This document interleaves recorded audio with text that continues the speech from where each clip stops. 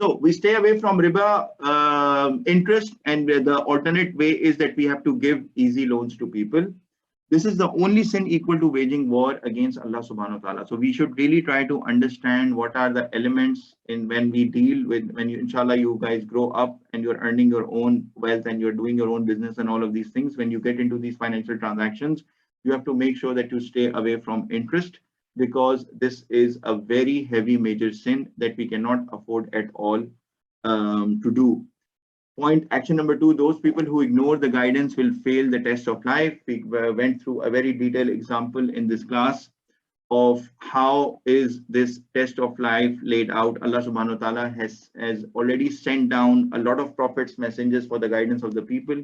And he has also given us the book, the Holy Quran, as well as we have guidance from the Sahih Hadith and the Sunnah of the Holy Prophet Muhammad sallallahu alaihi wasallam that keep us on the right path and that keeps us guidance.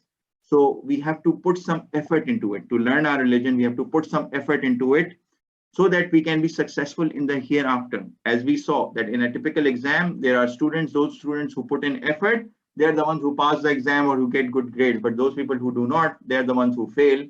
So we have to put our effort to succeed in hereafter, like we put all the effort to succeed in this world. We go to schools, we go to universities, we do a lot of certifications, we strive a lot, we work really hard in order to be successful in this world, to earn wealth, to create a house, to get a nice car, to get into and you know the entire cycle, then get our kids into the schools, and then they can grow up and then they can get a good job. This is a cycle that is mainly focused on this world. We need to pause and think what we are collecting for hereafter as well, and we have to put in some effort. I hope all of this is clear.